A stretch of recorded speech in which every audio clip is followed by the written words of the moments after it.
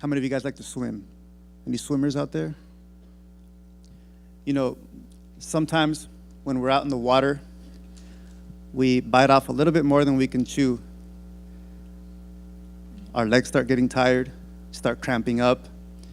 Water's a little bit too deep, and it seems like the only way to get out is to ask for help. But what if you feel like there's no one there who can help you? Or better yet, what if you feel like you're not even allowed to ask for help?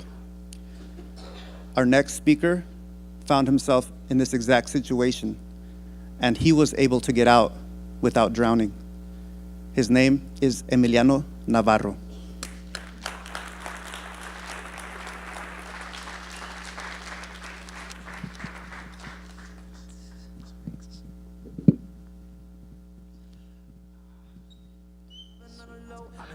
So as you guys just heard, my name is Professor Maldonado just said, and as you guys can see, I'm dressed in a hoodie and some jeans and some sneakers, and while everyone else is dressed up very nice and fancy, this is how you see me on the daily. So this is me every day. This is me right now.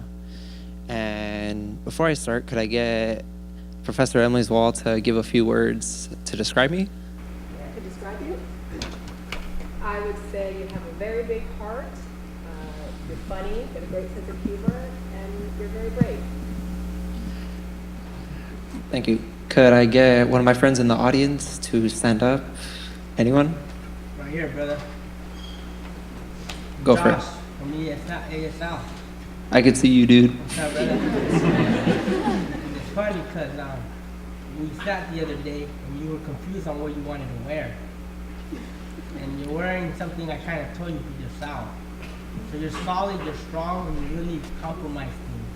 And at the age, you have a great journey coming to yourself and you don't give up. Thank you, man. Could I get one more person? Anyone? You, Bree.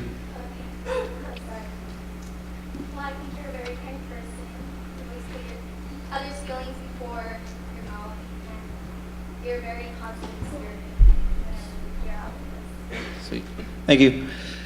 All right, so as most of you guys have heard, and you guys see me right now, normal dude, all right, what the hell is he going to talk about? So I wanted to touch on the suicide and depression awareness because I went through this 1 year ago, and I went through it by myself. My parents have no idea until right now, and all my friends are hearing this for the first time ever, aside from my best friend, who I hope is here. So let's get started with the story. So I was dating a girl a year ago, and I loved her. I did not have a care in the world, whether I worked, I ate, I slept, whether I came to school or did my homework or anything, but she would keep me in line. She would tell me, no, like, let's not go out. Like, do your homework, stay home, get some sleep. So I was like, okay. My parents thought that their son had found a girl that's good enough for their only son, considering she would go to church. She worked 2 jobs. She took care of her little brother and her older sister when she was at home. So they thought, oh, she's good enough for their only son. So one day she decided to go to an Angels game with her coworkers, and she loved baseball. So I was like, okay, I'm not going to stop you. Go right ahead. So she went, and I was about to go to sleep, and I just had a bad feeling that something bad was going to happen. I consider it my intuition because it never fails me whenever something bad is going to happen, and it always ends up happening. So I tried to brush it off, and I went to sleep. And I woke up the next morning. I was like, good morning, with a red heart emoji, and I was like, how's the game? She didn't respond. So I proceeded with my morning like any other day, did my homework, went to school, and then went to work after. And while I was at work, I decided to sneak into the break room and see if she texted back. Sure enough, she did. It was just like 5 long paragraphs, like explaining what happened the night before. So I was like, don't read it. If it's something bad, it's gonna mess up your whole day at work, so don't read it. So I go through work, I get home, and I read the text messages, sitting there stunned with my mouth open, just like thinking, why did this happen to me? She was telling me that the night before, she was coming home with her coworkers, and their peer pressured her into taking substances. So she was under the influence, and they headed back to her coworker's house, and they were on his bed, and I'm pretty sure you guys could piece the rest together as to what happened. So I was just thinking, why me? And she thought she was pregnant. I'm pretty sure you guys could figure out why, but I didn't know what to do. But I cycle a lot. I love riding my bike whenever I'm sad, I'm angry, or just need to get away from the house for a little bit. So I did. I rode to Camarillo, and it was like 6:30 when I was out there, and I was about to bomb the hill in Camarillo. You could hit a good 40 miles an hour just going down on a bike without pedaling. And I honestly thought for a good 5 seconds, should I just swerve in front of a car, end it all, and not have to deal with the depression, with the anxiety that came with it, or any of the other stuff? But I decided not to and just head home instead. So I did. And I walk in the door, and my parents were like, ¿Dónde estabas? Like, where were you? I was like, I was riding there. Like, why so late? I was like, I just want to ride. They're like, okay, then be safe. So while they proceeded to sleep, it was 8 o'clock, I just bawled my eyes out, and I cried in my bed so much, thinking, why me again? And at the same time, I was waiting for Logic to drop his new song off his Everybody album that released literally 1 year ago. Well, almost a year ago. And out of all the songs that he decided to drop that day, he decided to drop the 1-800 track. If you guys haven't heard it yet, please give it a listen. It's a pretty good song. And I was thinking, the universe works in mysterious ways. Out of all the songs, this is the one that he decided to drop right when I decided to start contemplating suicide. I'm not saying I'm special or anything. It's just you never know who's watching out for you. So I just had it on repeat for an hour, walking around the house, thinking the situation over and over again. And I was able to phase it out for a while. And a month passes by. And during this month, I got a little bit of depression, and I would still hang out with her because I was worried for her if she was pregnant or not, because her parents would have been really mad at her.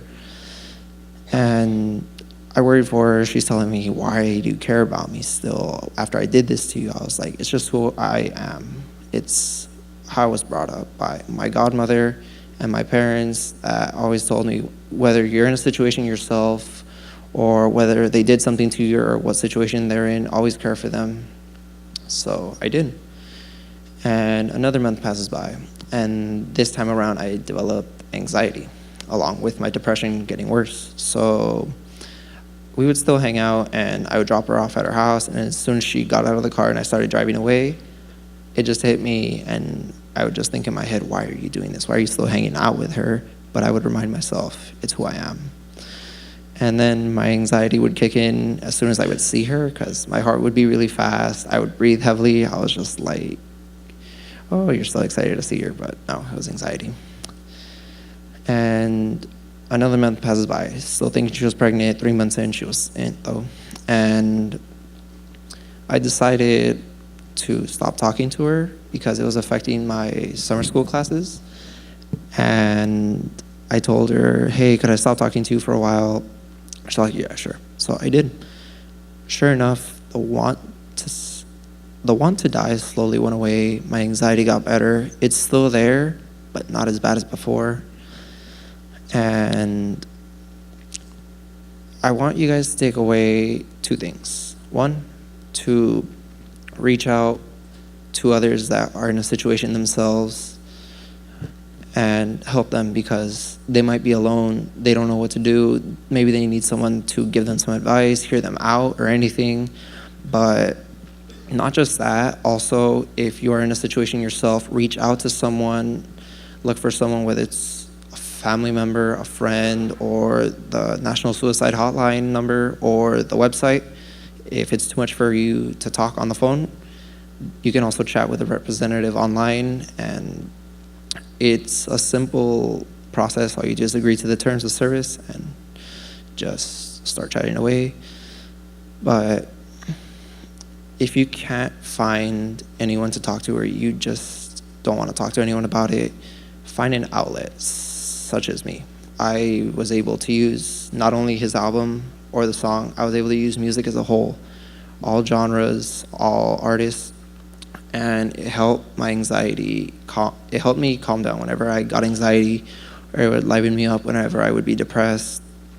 And I encourage you guys, if you guys can't find anyone again, find an outlet such as a sport, recreational activity, or something as simple as me with my music. And yeah, that's all I got to say.